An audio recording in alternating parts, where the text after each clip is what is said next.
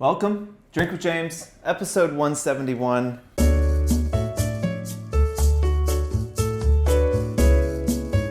It is a new week. I have a new glass with a fresh whiskey in it here. You guys know I have a bit of a glassware obsession, and I just got these. They're Diamond Point, which was like big in the 60s, and has since not been very big. But I just saw Tiffany's did a gifting of some of their Diamond Point glasses, and they sent them to a few people I know, and I am shocked and offended that I didn't make it onto that PR list. So if anyone who works at Tiffany's sees this, if anyone connected with Tiffany's sees this, or if you just know someone there, maybe send it to them. I don't feel like I should have to ask, but I do feel like I am not a good fit for a lot of things, but expensive whiskey glasses is directly in my wheelhouse, and I feel like it was a pretty big oversight that I didn't get those glasses. But the problem is probably that Tiffany's is not a client, though they should be, and if they had access to the platform, I'm sure they would have seen what a whiskey lover I was and sent me the glassware. But if any of you guys out there want to do some sleuthing for me, kick a note over to your contact at Tiffany's PR. That would be great for me.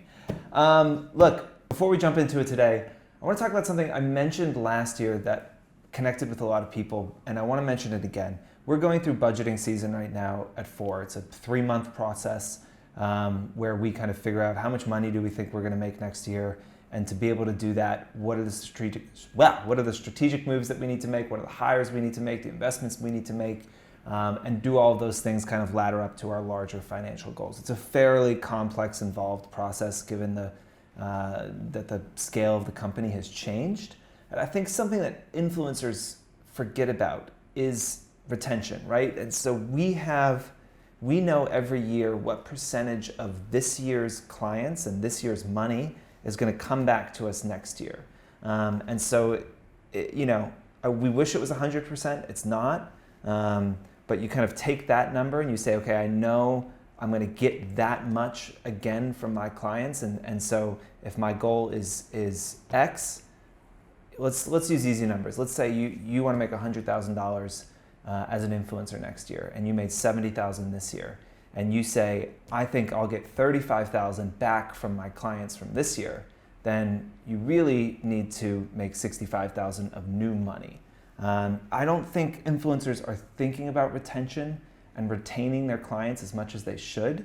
And if you don't have a list of every client that has ever paid you or you've ever worked with and how long it's been since that last collaboration, and if you're not working to re-engage those people and try and work with them again, you're doing yourself a big disservice. Probably the easiest way to increase the money that you can make next year is to increase your retention rate. If you do a good job and you stay on top of things like that, you should be able to get them to come back to you. But a lot of people just kind of are always looking for that next deal and chasing the next thing and not thinking about retaining. And, if you think about a lifetime value of a client, if you can get them to work with you 3 times a year for the next 5 years, you can turn that into a really big account. And it's why when you're pricing your post, you don't want to optimize for short term, how much money can I make right now? You want to make sure that you can build them into a retained client that will come back and find value in the partnership and give you money for years to come. We'll put a poll up here actually. Let us know, do you want me to go more into how we build sales targets and how you can better project how much money you're going to make and change that, or are you not interested and you find it boring? Let us know up in the poll here, and we will talk about it or not, depending on those results.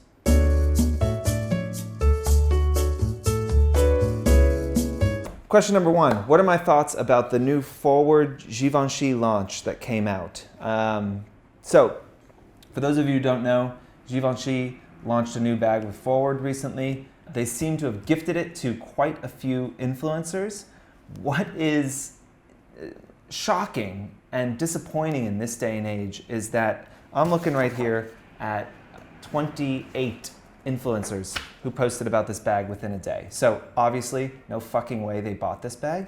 I don't think 28 people that all actually kind of look the same.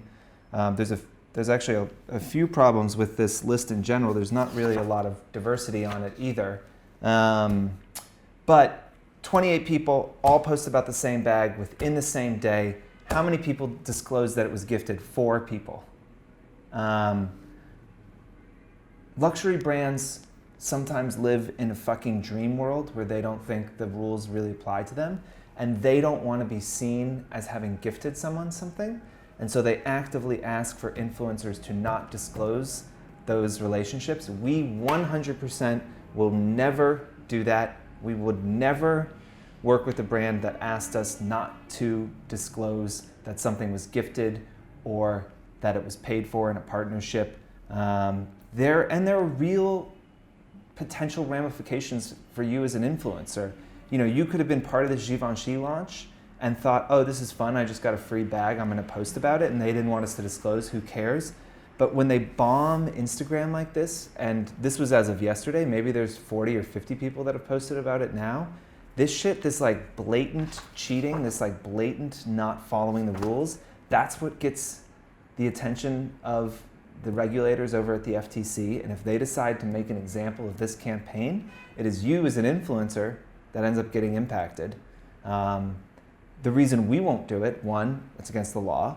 2, the FTC could tell us that we are not allowed to do influencer marketing for anyone for a number of years. This happened a number of years ago. There was a campaign with some dress, some retailer, I can't remember exactly who it was, where a lot of people got in trouble for this. So if a brand asks you not to disclose something, walk away, don't do it. If you don't think your audience can handle you telling them something is gifted, then you haven't done a good job building trust with them. But it is not worth risking your career to build a relationship with a luxury brand. If it's gifted, you have to say it's gifted.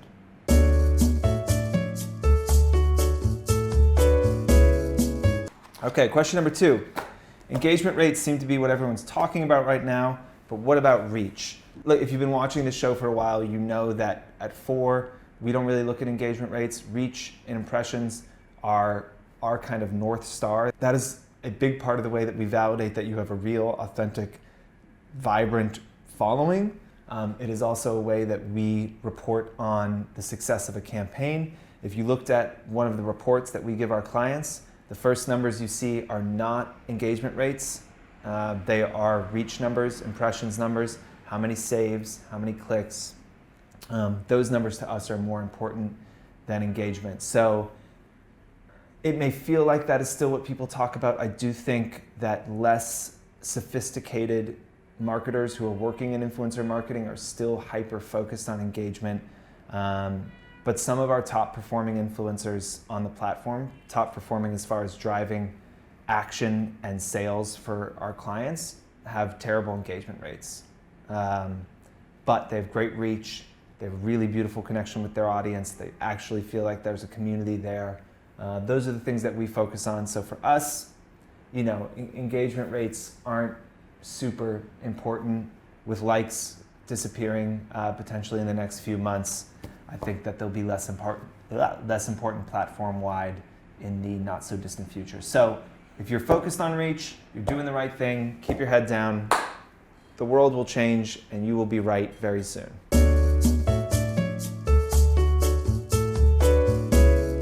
Question number 3, any tips on how to figure out how to get more engagement? Now, I just told you engagement wasn't important. That is kind of true to us.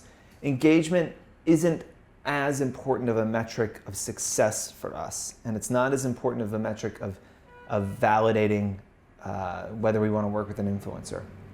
It does still largely drive the algorithm.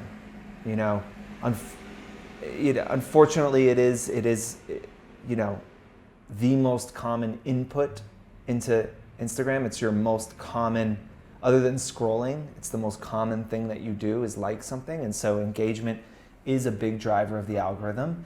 And to get great reach, you do need to probably get pretty good engagement. It does happen that you can have less than great engagement and decent reach. Usually we see that when someone has like really engaged stories, but I digress. What can you be doing to get more engagement today? You know, I think we're going to throw some examples up here real quick, and it's just a very small example, I think, of what you can do tomorrow to improve your engagement. I have a friend, she's an artist, she's super talented, she lives upstate. She messaged me and said, she sent me this photo here, and she said, "What's going on with Instagram? I hate it. This is the worst engagement I've ever gotten." And I was like, I have a couple ideas for you. Let's chat. She came in, we had lunch. She was telling me the story how she had just had her second baby, and she generally would do her art from like 10 p.m. to 2 in the morning, but because of the children and because she had to get up so early, she just hasn't had as much time to be creative. She hasn't had as much time to work late at night as she wants. And so the collection of art that she just released is really pared down, and it's really kind of minimalist and stark. And some of that was because she just didn't have time to work on it, but it also for her felt like a representation of kind of where she was in her life. And I sat there and I was like, okay, that's the story. If you looked at her first post, it just said, "Hey, here's some new work that I'm releasing." And it got like 77 likes. And then I said, you know what? Post essentially the same photo again. Post the photo of that work again, but tell that story in your caption. Just tell a little more personal story.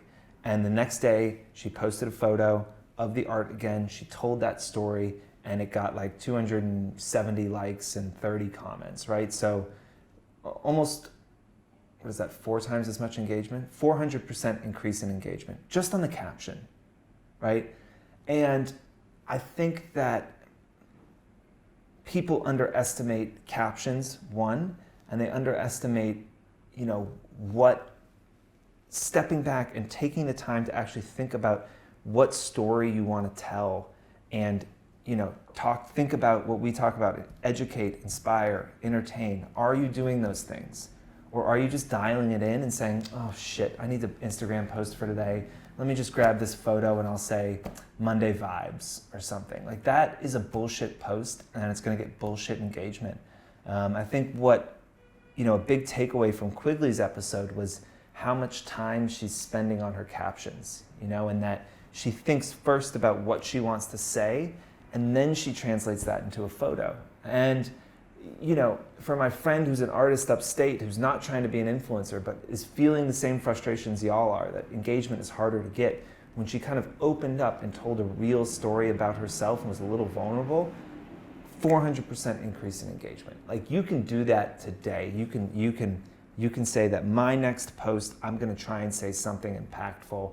I'm going to try and say something that is honest and true and feels like something that is worth spending a minute reading and double tapping and liking. Because I don't care about your Monday vibes. That's not interesting to me. That doesn't get me closer to you. It's just you throwing noise into my feed. And you can't throw noise into people's life and expect them to thank you for it. So that is my piece of advice. Okay, guys. That is it for me. As always, drop us questions, and we'll see you next week. Cheers.